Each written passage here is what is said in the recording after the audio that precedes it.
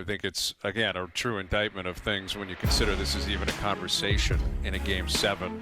But it is, and it was. All right, let me throw a few more likely to happens at you guys. All right, you tell me where you stand, just to try to get a read on this.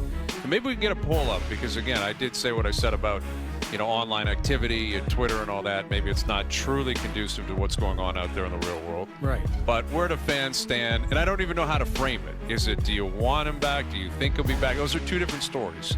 Right? Do you want Marner back, or do you think Marner will be back? It's two very different stories. And the truth is, the fans and us and everyone else on the outside have no power in this. It's Marner first and foremost. He's got to make the call. And the Leafs, right, on whether or not they want to make it happen too, and if so, what it would look like. But let me throw this out to you guys. More likely to happen: Mitch Marner re-signs in Toronto, or Sam Bennett signs in Toronto. Mitch Marner. I say neither. No, you got to pick one, though. Neither's. It's I hear Marner. you, but you got to pick one. Yeah. Marner Sam Bennett or is going to be I- the exact same thing as Reinhart, where it's going to be the end of the season. Yeah. They either win the cup or they don't. It's going to take about 24 hours, and he's like, I'm not leaving Florida. I'm not leaving this team. Yeah. And they work it out. That's what's going to happen. I think you're probably right. I'm saying Marner, though. I agree. Because I think Sam Bennett will realize, I mean, if he hasn't already, obviously he wants to maximize this contract, but he also has to realize his situation. And he is going to have, just like Mitch Marner, they're going to have a lot of teams, begging for their services. Because they're both very good players in their own right, different situations. I watched your Jay hit last night. Thought it was did you? Very good. You were the voice of Toronto sports. Voice of reason. It's not voice of reason. It's the voice of Toronto sports. sports. You are the voice of Toronto sports. I don't know. Yeah. Voice of reason? Listen. Reason is that's questionable subjective. at times. Yeah, it's subjective. Yes. But I thought it was a great hit. I was firing on all cylinders. You were, last and night. I thought you articulated it perfectly. Because if San Jose's signing Sam Bennett and going to go, you're delivering us to the playoffs, he has to realize situational awareness, which he does. He's a smart player, and he gets it.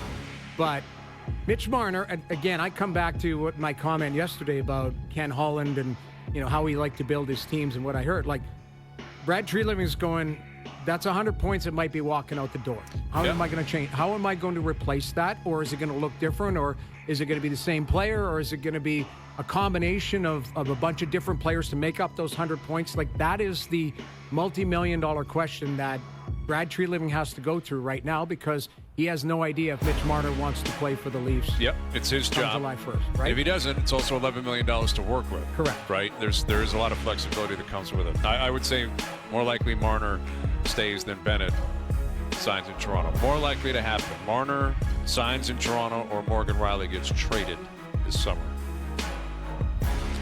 Morgan, these are all turning up Mitch signing in Toronto. Is this some Really? kind of dirty trick? No, I'm just pointing. I got a number of them here. I got even non-hockey ones if you want me to throw some at you. You know how much term Morgan Riley has on He's his got deal? 5 years left, I believe. At 7.5, full no trade. How many years has he been in the organization? 10? 11, maybe 12 now. Might be 12. Like, listen, He's a lifer. he is a lifer, and like, he's committed to this organization long term. He could easily, over the years, put up his hand and sit, check, please.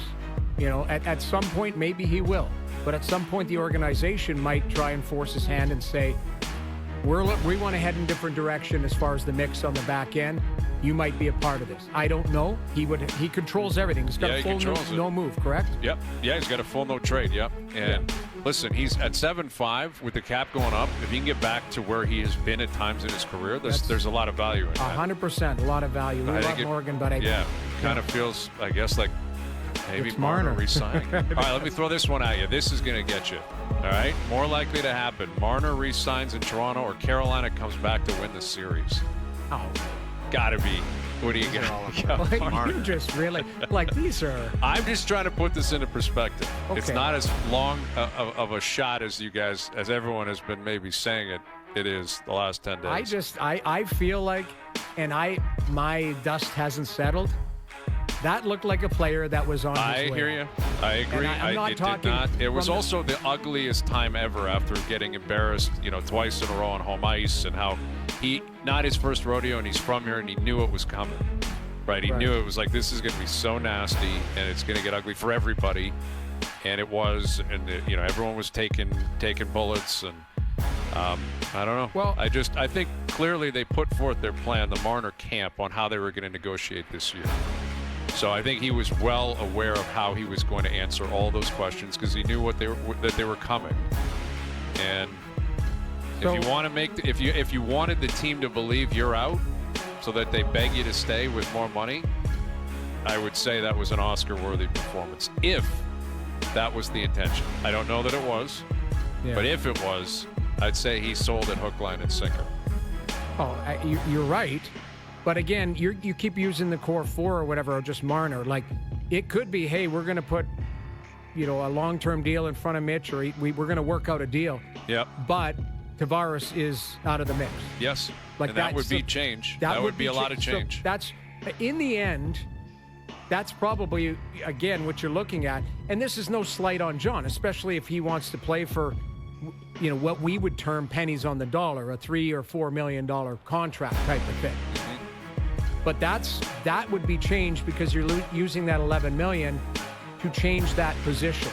You're actively looking for a second line centerman, and you're going to have to acquire that potentially through a trade, unless you feel like Matt Duchene's an option and he wants to come here. Yeah, or maybe Willie gets. I don't think they need to look for a sec. Like, I have a strong feeling that John Tavares is locked in and signing, whether that's a second line center. I think so too. I don't think. I think it's a slam dunk. Like, it's not even. It's just working out details as far as I'm concerned. So then the change is Mitch Marner leaving.